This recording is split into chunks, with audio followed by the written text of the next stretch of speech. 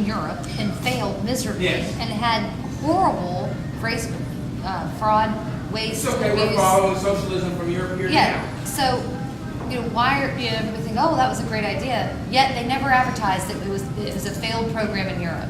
Well, they're using the European model of socialism. That's their template for where they want to take America now, all the way along the board. But to finish the thought, because I want to talk a little bit about cash for clunkers, because it is a microcosm of socialism. But it's important to their being that they're the smartest boys in the room, because socialism's always failed. So they really do have this template that's only because the right people haven't tried it. So it's very important that they, the smartest boys in the room, haven't tried it. And that's Chet Edwards. Chet Edwards would come down here to get elected and say, I'm an Aggie, I'm an Aggie. He goes up there and says, hey, I'm a Harvard grad. I'm one of the smartest boys in the room. You know, that's that mentality. And that mentality is what's wrong with Washington. When you send people to Washington to think that they're smarter than you get people you get representatives that don't care what you think. Why should they? They're smarter than you. Why should they care? So I really do believe that an average person can go to Washington and make a difference. And if an average person can't go to Washington and make a difference, then something's wrong with Washington. What you need is a modicum of common sense and your values. We need this community's values and someone that has a little bit of common sense to go to Washington. That's what you need.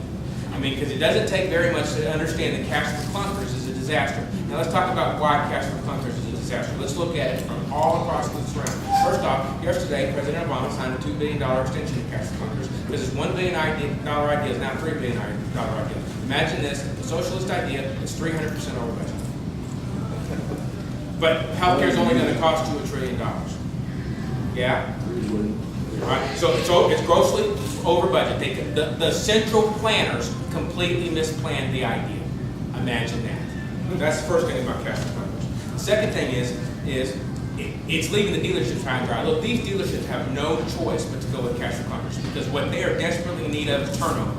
And so they have to go with the government program. It's been foisted on them. They have to go with it because they're desperate for that turnover. But it's leaving them high and dry because the 20 pages of overbloated bureaucracy is almost impossible to fill out. The EPA changed their rules about what qualified as a clunker right beforehand. And so a lot of dealers were operating off of old rules, and they ended up breaking vehicles before they realized they weren't going to get the rebates. So the dealerships are left holding the bags here in a lot of ways.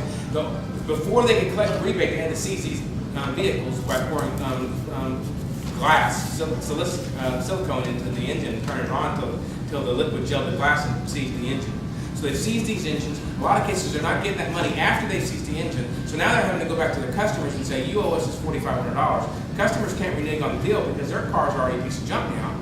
And so now the dealers are creating bad blood with their customers.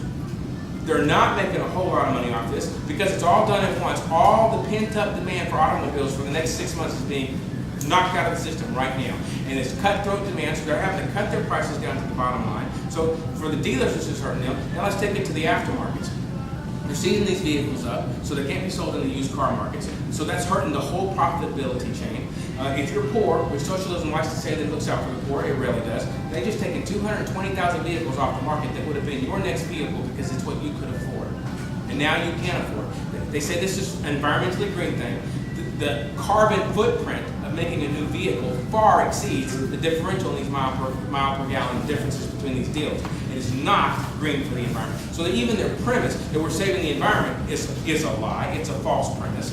They've taken these cars off the market for the poorest people, so they're hurting the poorest people. Now look at the junkyards. The biggest profit a junkyard makes off of a car is rebuilt engines. But we've seized all these engines. So we've made these cars basically valueless to the junkyards, and so they're not making any profits on turning these cars around. All along the way, this idea of good intentions has destroyed the businesses they're trying to promote. The only people who profited off of all this is GM and government motors with their unions, because they got to sell a few more cars. Everybody else, the little guys along the way that weren't connected to the government, in this case directly to the government, got the shaft.